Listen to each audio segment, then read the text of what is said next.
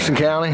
This is Brett Sanders, Anderson County Councilman for District 4, doing a recap on February 2nd, 2021's council meeting. At first part of the meeting, we had a resolution proclamation actually declaring February Black History Month. And we moved from that on down to the only third reading we had today was giving a portion of our sewer to the Metro Sewer District, which would go under REWA in the Piedmont area, which we discussed last time during this. It will benefit the citizens of Anderson County because, number one, we don't have to maintain those lines anymore. REWA will be able to provide a better service than we could in that particular area. So I think that's going to be good for the residents in the Piedmont area. We had on second readings, I'm going to kind of join some of these together. We had two pieces of property, 30-acre tract and right at a 5-acre tract off of the Fance Grove area that was getting changed from R20 to agricultural. The primary reason for changing that is the property itself that we're talking about was already set up as a farm use, and in order to fall under our ordinances and guidelines, they requested a change to agricultural, and that was voted on unanimously again on second reading. The other second reading that we had today was adding 150 foot into our road system that was part of a subdivision that hadn't got completed, and there was an additional 150 feet that we're taking into the road system. Another second reading today was adding two at-large members to our planning committee, our planning commission. That will be, well, after this second reading was approved today, there'll be an application process. If anyone's interested in serving, can fill out an application. The application will be reviewed, and then two will be voted on by council to increase it from the 7 it is now to 9. First readings today, we had, I'll join these two. There was two tracts of property off of Jackson Circle and Highway 187, 2.8 acre tract and a 0.87 acre tract that fronts Highway 187 on the corner that was requested to change from R20 to C3 commercial. With the sewer coming up through there and being on the main highway, everything went through smooth and unanimously. I think it was probably a good thing for the property owner and as well for the area, plus the property owners there actually own the surrounding property as well.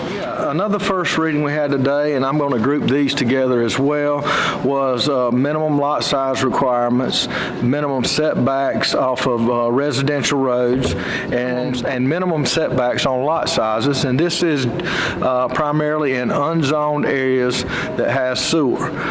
Basically, they were talking, currently it's a 12,000 square foot lot. We're decreasing the lot size to 10,000 square foot. The setbacks will be approximately 12 foot on the sides, 15 foot in the rear, along with the on residential roads would be a 30-foot setback. And we've had some issues with providing emergency service, fire, EMS. This will allow fire trucks to actually get between homes now. It will actually help to keep fires from spreading. It will keep the cars off the road, allow them room to park in their own driveway. And another benefit of this is we've been having some issues with water and flood issues, and this will possibly help to eliminate some of that as well. Yeah, one more first reading was to allow us to use corrugated pipe or composite materials for driveways, driveway aprons. The SCDOT currently does that and have been doing that, and I think by doing this it will allow the county to do it a little cheaper than what it normally would cost. It would take less crew members to do it, and we'll be more in line with the state SCDOT. There was also an amendment for procedures for ordinances, which was title only, and it is looking into allowing or having to go before the state, and our attorneys looking at some things to allow the county council to make decisions and implement things a little faster without having to go through the planning commission. The other thing we did today was a bid approval at the Green Pond Landing, which would be a weigh-in dock. I think there was a couple of bids, out-of-state bid. I'm glad to see that a local company here, Belk and Anderson, received the winning bid. The winning bid was for approximately $1.32 million, which was exceeded our budget on what we were planning on doing. We met with South Carolina Department of Natural Resources, and they allowed us to make some changes that would actually help us to reduce the original bid amount by $182,000, which got us in line, and looking forward to seeing that going on out there. And I think there's going to be some big announcements in the future to be announced out there as well. After that, we went into executive session to get some information from our attorney of the client attorney privilege information that was just shared with the council members to keep us in the loop.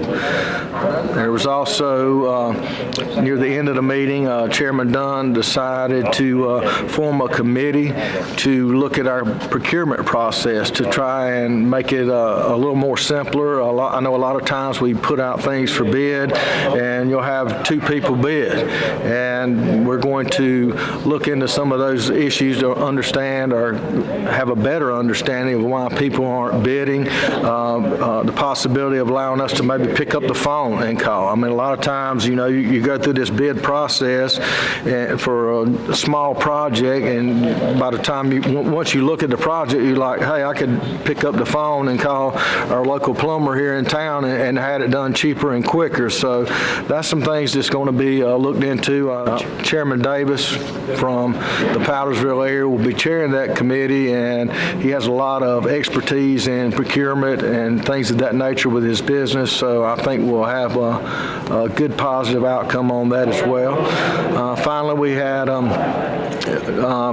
special requests from council members, which the majority of council members took approximately $400 from their special rec account to help the Arts Center with their special populations on a project that they're working on. So hopefully they'll have what they need to continue their project. And after that, we wrapped up our council meeting. Our next council meeting will be the third Tuesday of this month.